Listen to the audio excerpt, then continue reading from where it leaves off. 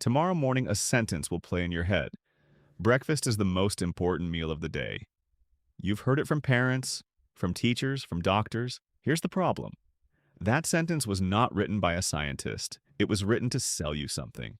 This is the story of the most successful ad ever created. It's so good, you think it's medicine. Start with your ancestors. For 300,000 years, nobody ate breakfast. Hunter-gatherers woke up with empty stomachs and went looking for food. Sometimes they ate at noon, sometimes at sunset, sometimes not at all. The Hadza of Tanzania still live this way. They have no word for breakfast. Ancient Romans ate one main meal a day. More was considered gluttony. In medieval Europe, eating early was morally suspect. Theologians had a word for it. Prepare. Eating too soon. A sin. So how did a sin become the most important meal of the day? Two words. Factories and flakes. In the 1800s, work moved into factories. 12-hour shifts, far from home. For the first time, humans had to eat before leaving the house. Breakfast became standard, but it wasn't sacred yet. That took a doctor. Battle Creek, Michigan, 1894. A sanitarium run by a very unusual doctor. He believed bland food could suppress human passions. All of them. His name was Dr. John Harvey Kellogg. One night, his kitchen left a batch of cooked wheat sitting out. It went stale. They rolled it flat anyway. It shattered into flakes. Toasted, they turned crispy. Patients loved them. An accident became an industry. His brother Will saw something else in those flakes. Money. Will added sugar. The doctor was horrified and founded the Kellogg Company in 1906. The brothers sued each other for a decade. Sugar won. Meanwhile, a former patient named C.W. Post copied the idea.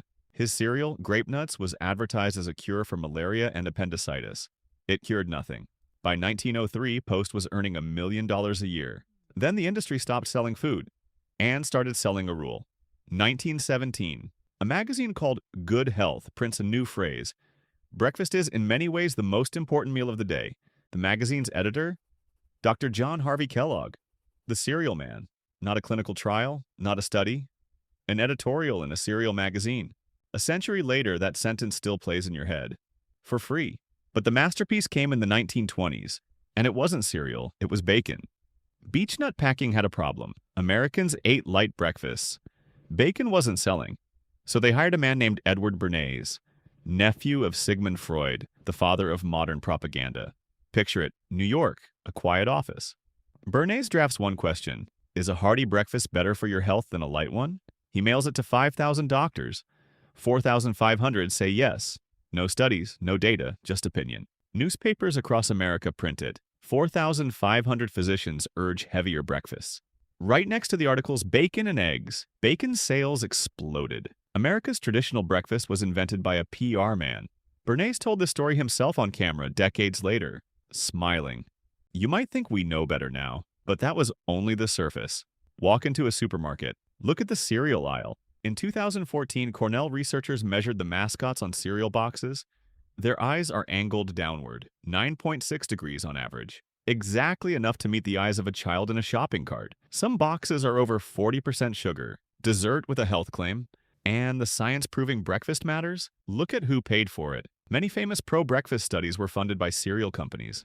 In 2019, the British Medical Journal reviewed the actual evidence. Skipping breakfast does not cause weight gain. Breakfast eaters simply eat more. The most important meal of the day has never been proven to be one. So what does your body actually want in the morning?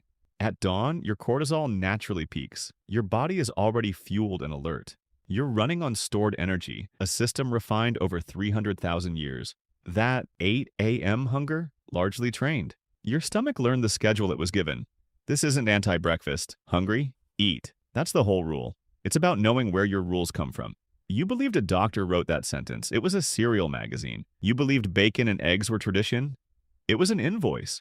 You believed your morning hunger was biology. Some of it is branding. For 300,000 years, your ancestors woke up and simply walked into their day. They ate when the world provided. Nobody profited from their schedule. You don't owe anyone your mornings. The most important meal of the day is the one your body actually asks for. Everything else is advertising, and you've been eating it your whole life.